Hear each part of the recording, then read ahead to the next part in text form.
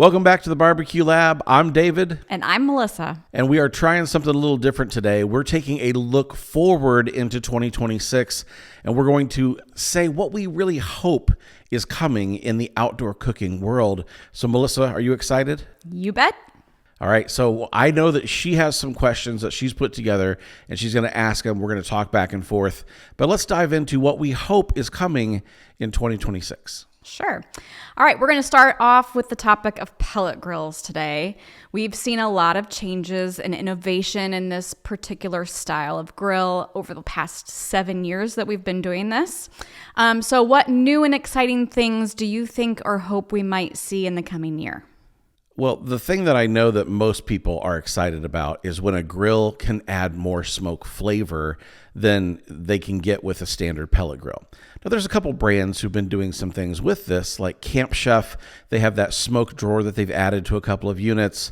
I know Lone Star Grills, you can actually add those wood chips in with your pellets. So it's not just pellets, it's wood chips as well.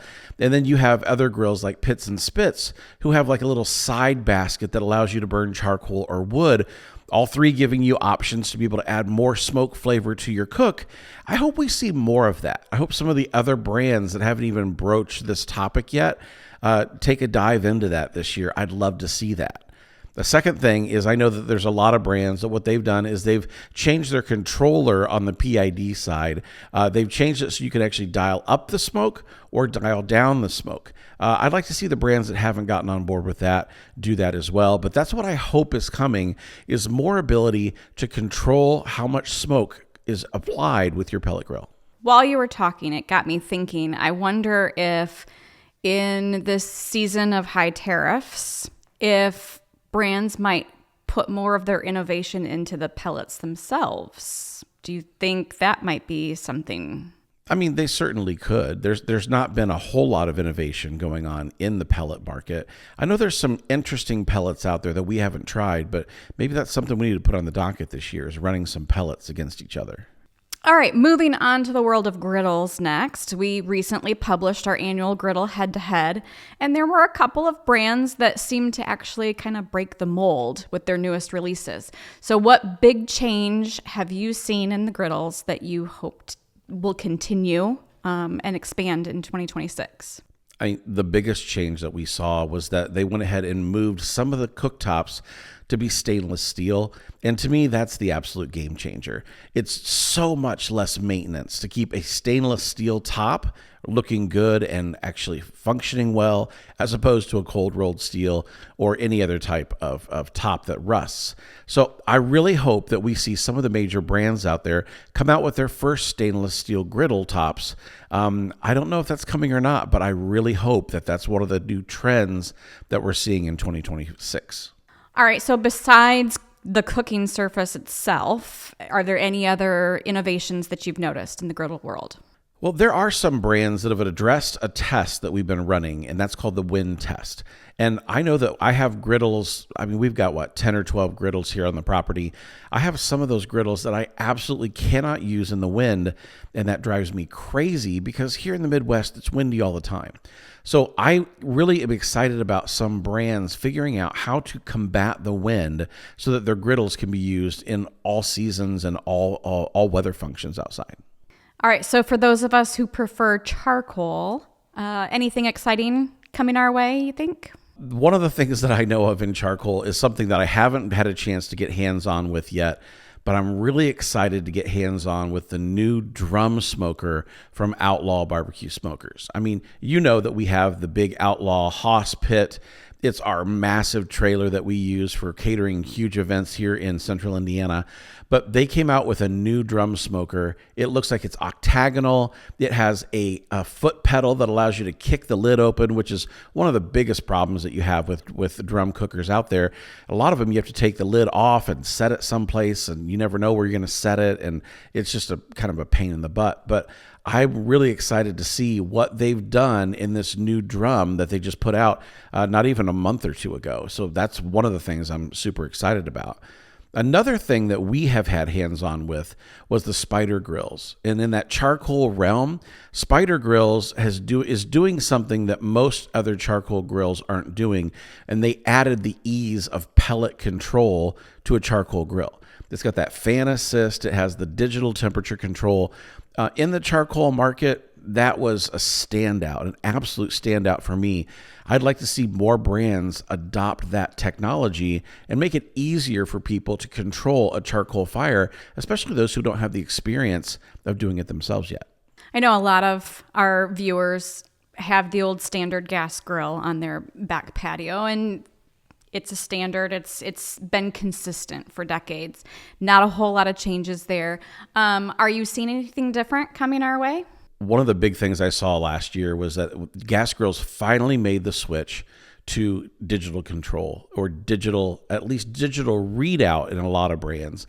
But there are a couple like the Broil King IQ, and then there's also the Ninja Flex Flame.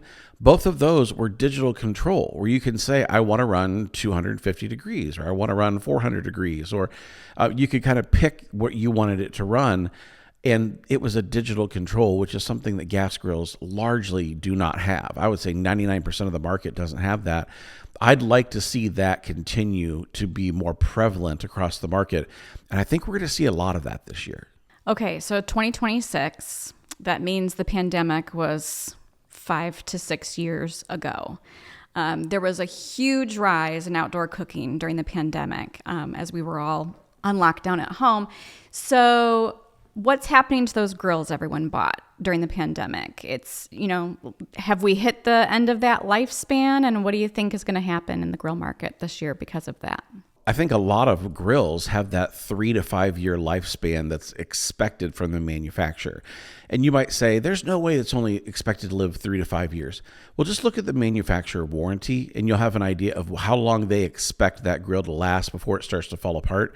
If the warranty is really only 2 to 3 years, they really don't expect it to last much longer than that before you have to start putting new parts in it. So we're sitting at 5 years post-pandemic. That means a lot of the grills that were purchased at big box stores, they're just flat out starting to fail or fall apart. So I think it's going to be a year, this year and next year is going to be a year where a lot of people are buying new grills to replace those. So I think that's going to be a big trend.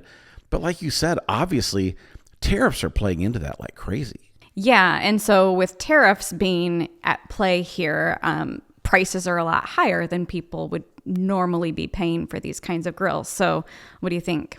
I think that if you're going to go out and expect to replace your grill with the same amount that you paid 3 to 5 years ago, you're going to be sorely disappointed with what you can get for your money, because the same grill that was $500, or $500 or $700 back 5 years ago are easily $800 to $1,200 now. So I think that a new motto that the grill industry ought to adopt is the buy once, cry once motto, because I think you're going to be a lot better off in this economy and in the current state of things to be able to buy one that is quality, that will last you a long time, spend a little bit more up front, because just remember, grills are never going to be as cheap as they are right now in the future, just because it's not like prices go down over time. They just continue to creep up. So I'd look at it and say, I'd invest the money, buy something quality that's going to last you, at least 10 years, and look at that investment rather than just, I'm going to go buy something at a big box store and then it'll probably fall apart in 3 years. You're going to get a whole lot more for your money if you invest for the long haul. All right, so I heard you say the whole buy once, cry once mentality. What are your thoughts about Z-Grill's crowdfunding campaign that they have been promoting this year? Buy once, what's the deal? You get 10 over the course of 50 years or something like that? Yeah, so for those of you who aren't familiar with it, Z-Grills has this deal where I think it's for $777. You can buy a grill, and then every 5 years, you'll get another grill shipped to you. And it's the same. It's the buy one time, $777, and that you will get a new grill every 5 years for 50 years. Well, I think it can be something that you look into, except you have to read the fine print. There's two things about that. One, the company has to last 50 years in order for that to be valid for you. Now, will it last 5 years? Probably. Will it last 10? I'm guessing it will. Will it last 50? I don't know about that. That's a pretty audacious claim to be able to say $777 now, and we'll give you grills for 50 years. You have to look at longevity of companies and trends and things like that to see whether that's worth it. The second thing would be is if you read the fine print, you'll notice that you have to spend $100 every 5 years to get that shipped to you. So it's really $777 plus $100 for every, for the next 9 grills. So there's another $900 in expense there, as long as that stays the same. So is it a good deal? It's almost an unbelievable deal. But it just comes down to, do those grills offer the feature set that you're looking for? It might be worth a try. But if it were me, I'd probably spend a little bit more money and get something that's going to last me a good 10 to 15 years. Because looking at the age that I am, I'm just going to be honest. I probably don't want the same grill for the rest of my life, but I do want one that's going to last me at least half of the rest of my life. All right, great. Good thoughts. There's lots of other verticals we didn't get to talk about yet, but maybe we'll save those for a future video. Let us know in the comments below whether this style of video was beneficial or helpful at all, and if you'd like to see us do this kind of content again in the future, let us know. I don't normally talk to the camera. I'm not very good at this. I think you're doing a great job. So I'm David from the Barbecue Lab. That is Melissa. I'm Melissa. I'm thrilled to be able to have Melissa on here with me so she gets some camera time as well instead of just behind the camera. So if you want to give Melissa some love, give her a comment down below and give her a pat on the back for being brave enough to give this a shot. If you like this little experiment, let us know down in the comments. We're happy to be able to try new things here at the brand new Barbecue Lab HQ. Thanks for joining us, and we can't wait to see you on the next one.